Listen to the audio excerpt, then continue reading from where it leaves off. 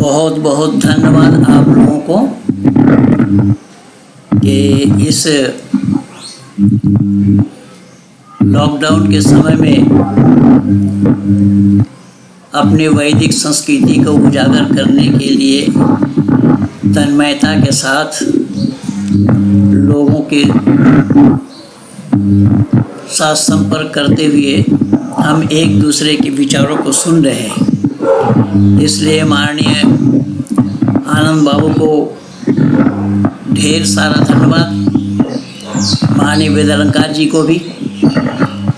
भाई तनवीर आलम को सुन रहे थे। तनवीर आलम जी मेरे बड़े अच्छे मित्र हैं और हम दोनों की विचार विमर्श रोज़ाना होती रहती है इसी विषय पर। तो आइए, विषय यहाँ पर इस्लामी आतंकवाद है। इस्लामी आतंकवाद के साथ इस्लामी शब्द क्यों और कैसा लगा, प्रश्न यहाँ आ रहा है।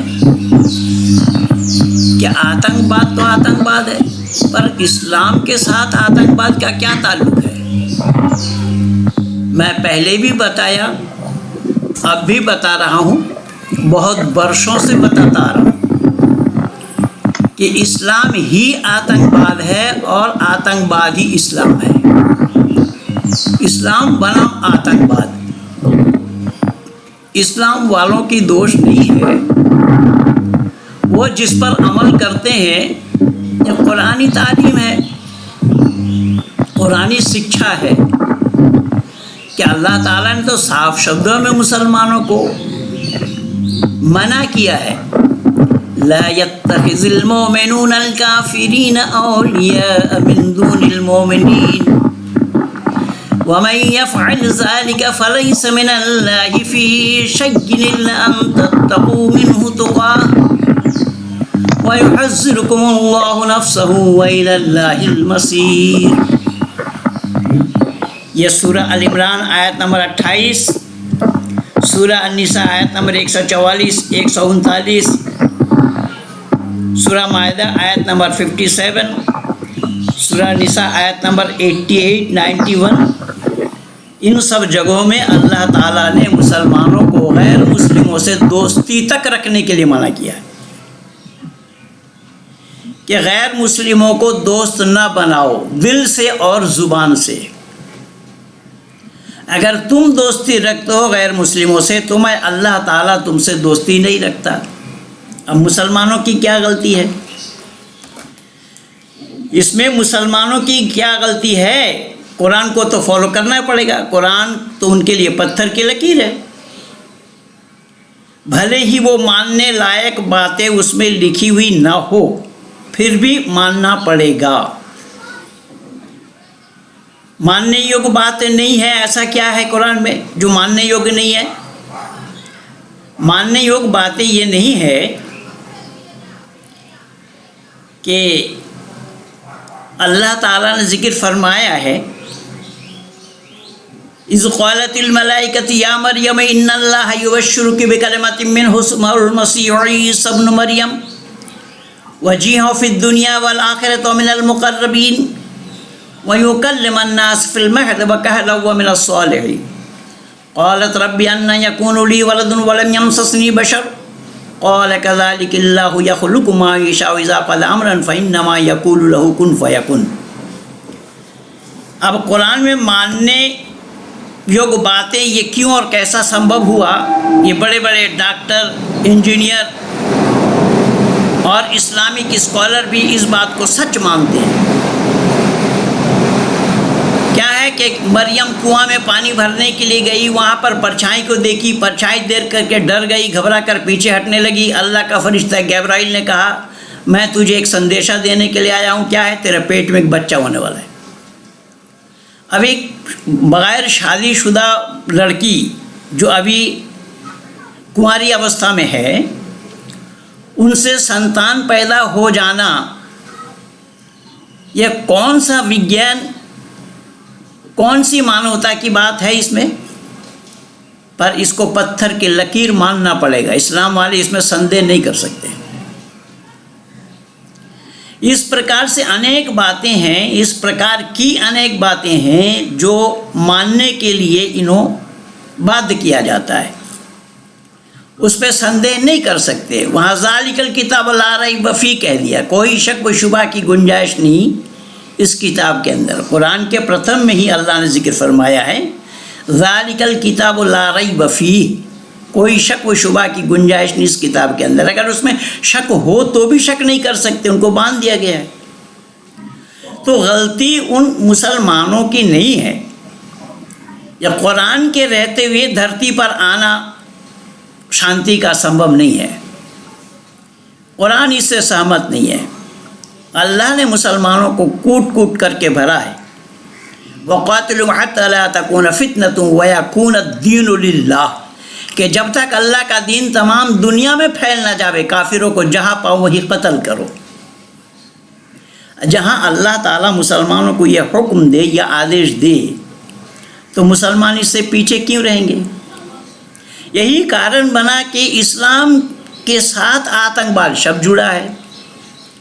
अब रही बात, कुछ लोगों का ख्याल और विचार है कि हम गंगा यमुना की तहजीब मानते हैं।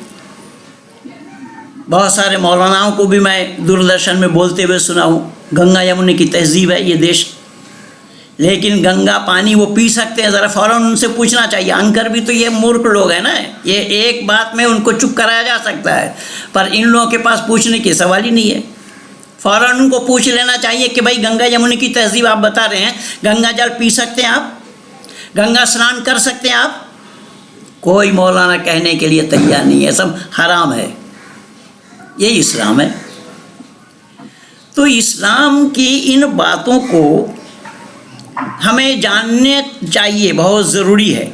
बिना जाने इसका इलाज किया जाना संभव नहीं है। लेकिन दुर्भाग्य तो ये है, मैं तो सारा दोष लगाऊंगा अपने लिए, अपने ऊपर, कि हमारे लोग उदासीन थे, हमारे लोगों ने सही और गलत का निर्णय लेना जाना नहीं। हमारे राकेश बाबू भीमराव अंबेडकर जी बात कर रहे थे और इधर भीम नीम और भीम आर्मी बोल रहे थे, जबकि ये तो मेहरबानी है उस अंबेडकर की जो आज ये जय भीम और जय नीम को बोल रहे हैं। अगर वो बौद्धिस्ट न बन करके मुसलमान बन गए होते तो इतने लोग उनके साथ न जाते, लेकिन उनको तो बनना चाहिए था पंडित, क्योंकि आर्य समाज के संस्पर्श में वो आ चुके थे। आर्य समाजों के पैसे से उन्होंने पढ़ाई करी थी। आर्य समाज के लोग लंदन तक जा कर के उनको खर्चा पहुंचा आए थे, फिर भी आर्य समाज के साथ उन्होंने जिस थाली में खाया उस थाली को छेद किया। अगर वो उन दिनों में सत्य सनातन वैदिक धर्म को अपना लेते होते तो मेरे जैसा वो पंडित नहीं कहला सकते थे क्या? वो बौद्धिस्ट, आज बौद्धिस्टों के द्वारा ऋषि दयानंद को गाली दिया जा रहा है, वेद पर अनादर प्रलाप किया जा रहा है। ये साइंस जर्नी करके एक चैनल है, देखिएगा, बौद्धिस्ट लोगों का है, और कितना गाली वेद के नाम से दे रहे हैं कि वेद में यहाँ पर महिलाओं के साथ घोड़ों से संभोग करने की बात लिखी है, और ऋषि दयानंद का नाम ले रहा, जबकि ऋषि दयानंद के भाषा वो नहीं है। तो यह हमारे लोगों की कमी है।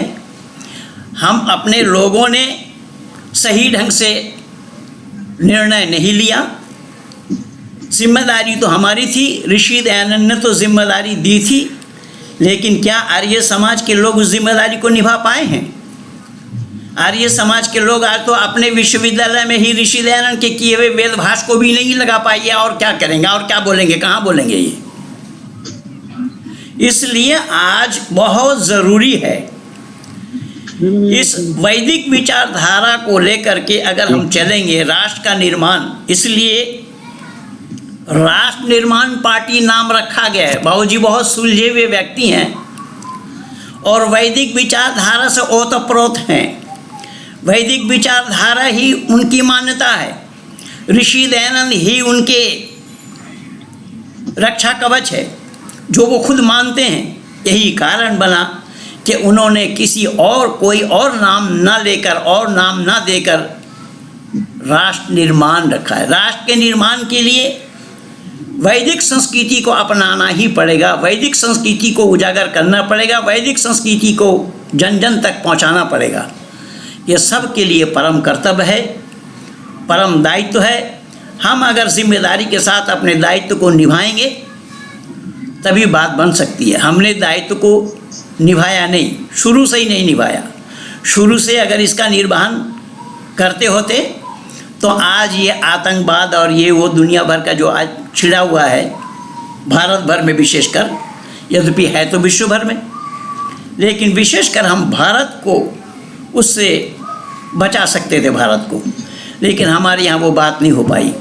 अब यहाँ इतना जितना चिल्पो कर रहे हैं, ये चीन में क्या हो रहा है? चीन में तो गटर में गिराया जा रहा है कुरान को, अग्नि के हवाला किया जा रहा है कुरान को। आज तक कोई जुबान खोला है क्या?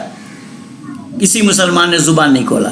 मैं तो रोज़ाना यही काम करता हूँ। आज भी ऋषि दयानंद पर आक्षेप लगाकर एक मौलाना ने वीडियो बनाया था सत्यार्थ प्रकाश को सामने रखकर, उस पर भी मैं वीडियो उस जवाब दिया हूँ। जिस सत्यार्थ प्रकाश को मैं दिल्ली हाई कोर्ट से केस को जीता हूँ, जो मुसलमानों ने प्रतिबंध लगाने का प्रयास किया था।